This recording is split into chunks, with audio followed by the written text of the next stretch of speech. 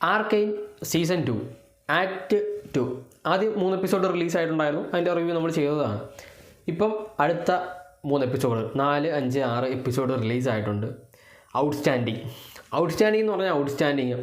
ഈ 2 ആക്റ്റും 2 സിനിമ കണ്ട ഫീലാണ്. കാരണം സ്കിപ്പ് ചെയ്യാൻ പറ്റില്ല, ഒരു സീൻ പോലും സ്കിപ്പ് ചെയ്യാൻ പറ്റില്ല. അത്രയ്ക്ക് ഗംഭീരമായിട്ട് എന്താണോ ആദ്യ ആക്റ്റിൽ തന്നത് അതിലും കിടിലം പെർഫോമൻസ് ആണ് സെക്കൻഡ് ആക്റ്റിലുള്ളതെന്നാണ്. ഇനി വരാനായിട്ട് പോകുന്ന 3 എപ്പിസോഡുകൾ ക്ലൈമാക്സ് ആണ്. ഇപ്പം നിൽക്കുന്നൊരു പൊസിഷനുണ്ട് ഇതിൻ്റെ ഒരു സ്റ്റോറി. ഇങ്ങനെയൊന്നും വിചാരിച്ചിട്ടല്ല ഞാൻ ഇതിൻ്റെ ഒരു സെക്കൻഡ് ആക്ട് കാണാനായിട്ട് പോകുന്നത്. സ്റ്റോറി എന്താകും, അടുത്തൊരു 3 എപ്പിസോഡിലൊക്കെ നമുക്ക് എന്തെങ്കിലും ഒന്ന് പ്രതീക്ഷിക്കാനായിട്ടുള്ള സാധനം കിട്ടുള്ളൂ എന്നാണ് വിചാരിച്ചത്. പക്ഷേ ഈ 3 എപ്പിസോഡുകൾ ആദ്യത്തെ 3 എപ്പിസോഡിനേക്കാളും ഗംഭീരമാണ്. ഇതിനകത്ത് എടുത്തു പറയേണ്ടത് ഇഷ എന്ന് പറയുന്ന ആ ക്യാരക്ടറാണ്, ആ കൊച്ചിൻ്റെ ക്യാരക്ടർ. പിന്നെ ആ ഒരു പൗഡർ വയലറ്റ് റീയൂണിയൻ. പിന്നെ നമ്മൾ വിചാരിച്ചത് കേട്ടിലും വൈക്കും ഇനിയൊരു സ്പേസ് കാണില്ല, ദേ ബ്രോക്കപ്പ് എന്നാണ് നമ്മൾ വിചാരിച്ചത്. പക്ഷേ അവരുടെ ആ ഒരു ട്രസ്റ്റും കെമിസ്ട്രിയും അതെന്നും ഉണ്ട് എന്നുള്ളത് ഇതിനകത്ത് ജസ്റ്റ് ഒരൊറ്റ സീൻ മതി. ആ ഒരൊറ്റ സീനിൽ നമുക്കത് എൻ്റെയറായിട്ട് പ്രൂവ് ചെയ്ത് തരുന്നതാണ്.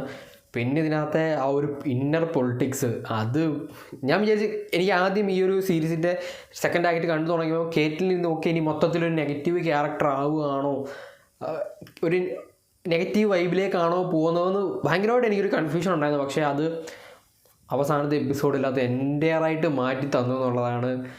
ആ ഒരു വയലറ്റുമായിട്ടുള്ളൊരു കണക്ഷനുണ്ട്, ഒരു ട്രസ്റ്റ് ഉണ്ട്, അത് ഭയങ്കര രസമാണ്. അതേപോലെ തന്നെ പൗഡറിൻ്റെ ഒരു എവല്യൂഷൻ, അവർ തമ്മിലുള്ള റീയൂണിയനൊക്കെ ഉണ്ട്. വയലറ്റും പൗഡറും റീയൂണിയൻ ആവുന്നതും പിന്നെ ഒരു ഗംഭീര ട്വിസ്റ്റ് എന്ന് വെച്ചാൽ ഗംഭീര ട്വിസ്റ്റ്. ഞാൻ ഒരിക്കലും പ്രതീക്ഷിക്കാത്തൊരു സാധനം ഉണ്ടായിരുന്നു. അതാണ് ഇവരെല്ലാം ഒന്നിപ്പിക്കുന്നത്. ഈ ഒരു സീരീസിൻ്റെ ആ ഒരു സെക്കൻഡ് ആക്ടിനെ ഇത്ര ഗംഭീരമാക്കിയതെന്നുള്ളതാണ്. ഇതിനകത്തെ ആ ഒരു വെക്ടർ എന്ന് പറയുന്ന character is just like A God. ആ ഒരു വൈബാണ് ഈ ഒരു 3 എപ്പിസോഡിൽ കാണിക്കുന്നത്. പിന്നെ ജെയ്സിന് ആ ഒരു എക്സ്റ്റക്കിൽ നിന്ന് കുറേ സംഭവങ്ങൾ കിട്ടുന്നു. പുള്ളിക്കാരന് അതിൽ നിന്ന് എക്സ്റ്റക്ക് ഒരു കേസാണെന്ന് മനസ്സിലാക്കിയിട്ട് അതിനെ എങ്ങനെ നശിപ്പിക്കണം എന്നുള്ള ആ ഒരു തോട്ട് പ്രോസസ്സിലാണ്. അതേപോലെ എക്കോയെ ആ ഒരു മറ്റേ മാസ്റ്റർ ഉണ്ടല്ലോ, പുള്ളിക്കാരനെ കാണിച്ചിട്ടില്ല ഈ 3 എപ്പിസോഡിൽ. അതേപോലെ തന്നെ violet is back as black ഹെയറിലാണ്. അത് നമ്മൾ ആ ഒരു ട്രെയിലറിൽ കണ്ടതാണ്. എന്നാലും വൈബ് ആണ് കേട്ടോ. ആദ്യം വയലറ്റിനെ ഫസ്റ്റ് എപ്പിസോഡിൽ കാണിച്ചില്ല, രണ്ടാമത്തെ എപ്പിസോഡിൽ ഇൻട്രൊഡക്ഷനൊക്കെ ഭയങ്കര ഗംഭീരം.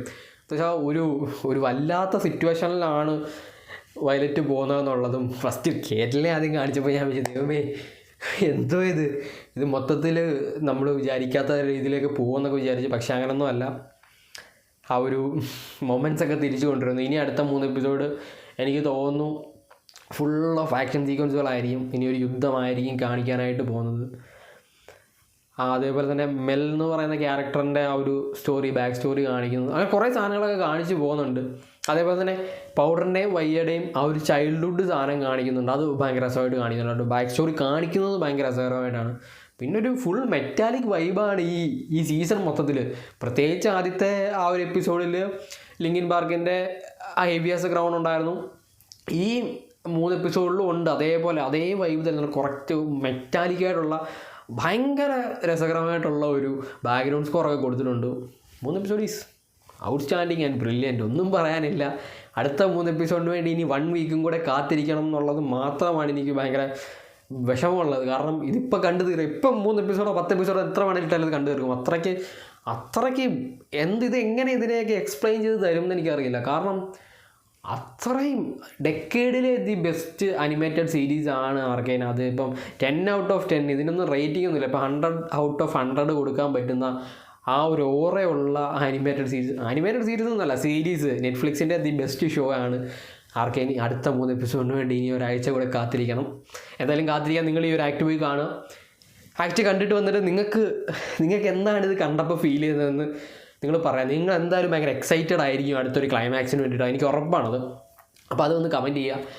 പിന്നെ ഞാൻ പറയണ്ടല്ലോ, വീഡിയോ ഇഷ്ടപ്പെട്ടാൽ ലൈക്ക് ചെയ്യുക, ഷെയർ ചെയ്യുക, സബ്സ്ക്രൈബ് ചെയ്യുക. പിന്നെ എന്തെങ്കിലും പോരായ്മകളുണ്ടെങ്കിൽ അതും പറയാം, നമുക്കതൊക്കെ മാറ്റാം. അപ്പോൾ ബൈ ഗൈസ്.